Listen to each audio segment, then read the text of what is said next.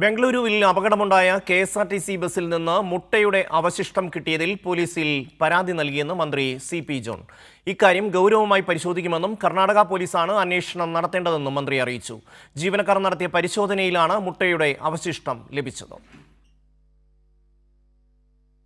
കോഴിക്കോട് നിന്ന് ബംഗളൂരുവിലേക്ക് പോയ KSRTC bus കർണാടകയിൽ അപകടത്തിൽപ്പെട്ട് 2 പേർ മരിച്ച സംഭവത്തിൽ വിശദമായ അന്വേഷണം നടത്തണമെന്ന് കാണിച്ച് KSRTC MD കർണാടക പോലീസിൽ പരാതി നൽകി. മൈസൂരു ബംഗളൂരു ദേശീയപാതയിൽ 2 ജീവനക്കാരുടെ മരണത്തിനിടയാക്കിയ ബസ്സിന് നേർക്കും മുട്ടയേറുണ്ടായോ എന്ന് അന്വേഷിക്കണമെന്നാണ് പരാതി. അപകടത്തിൽപ്പെട്ട KSRTC ബസ്സിൽ മുട്ടയുടെ അവശിഷ്ടങ്ങൾ കണ്ടെത്തിയതിന് പിന്നാലെയാണ് ഇത് ചൂണ്ടിക്കാട്ടി പരാതി നൽകിയത്.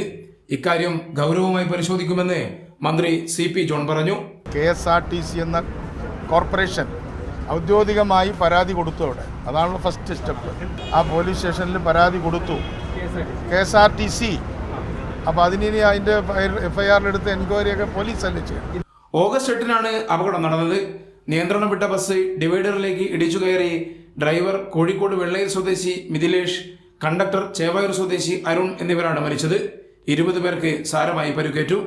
ഇതേ പാതയിലെ മറ്റൊരു KSRTC ബസിന്റെ മുൻ ക്ലാസ്സിലേക്ക് ഇതേ ഭാഗത്ത് വെച്ച് കഴിഞ്ഞ ദിവസം മുട്ടയേറുണ്ടായ പശ്ചാത്തലത്തിലാണ് സംശയം ഫലപ്പെടുന്നത്.